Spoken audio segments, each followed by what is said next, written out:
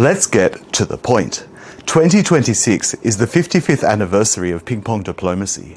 It all began with a beautiful mistake. In 1971, at the World Table Tennis Championships in Nagoya, Japan, American table tennis player Glenn Cowan mistakenly boarded the wrong bus, the one reserved for the Chinese team. At the time, China and the US had not established diplomatic relations, and when Cowan boarded, the bus fell silent.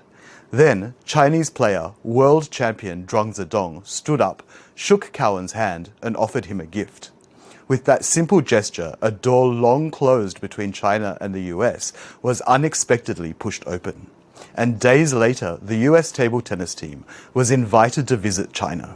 They were the first group of American athletes to set foot in China in 22 years. That 8 days would later be known as the beginning of ping-pong diplomacy.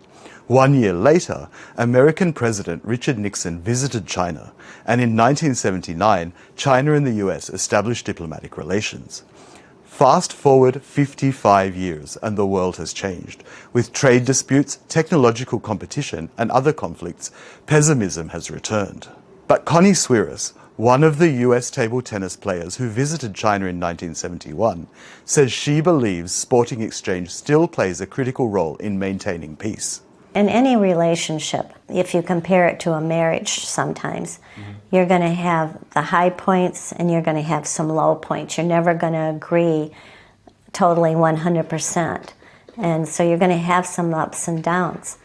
But through communication, hopefully you can begin to understand each other's cultures and keep communicating and work out those problems. And my hope is that the younger generation today will carry the ping-pong diplomacy legacy forward. That baton is now being passed on to a new generation.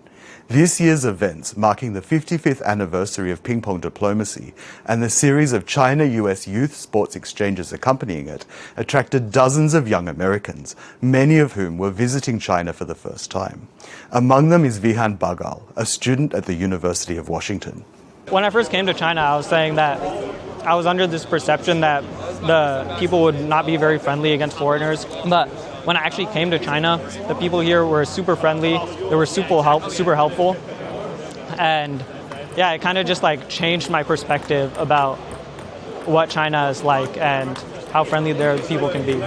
And I think that this kind of bonding was only able to happen through ping-pong diplomacy, because a lot of times we don't speak the same language, so it can be really difficult for me and my Chinese friends to bond sometimes, but because of the fact that we both play ping pong, it's really easy to bond among this common interest. And I think this is something that we can really look forward to in the US and China relations, because even when times might not be the best between the two countries, we can bond among this shared interest. And I think that's something that's very special. People-to-people exchanges matter as much now as they did in the early 1970s. Governments may have differences, but people can remain connected. China-US cooperation brings global as well as bilateral benefits, and confrontation takes a toll on both countries and the world at large. It's not so much a question of whether China and the US should foster better ties, but rather a question of exactly how to do so. In 1971, China-US relations were far frostier than they are today, and a small ping-pong ball helped break the ice. Today, both governments and both peoples have even greater capacity to keep China-US relations moving forward in a sound and stable direction. We would love to hear your opinion on the topic. Let us know what you think.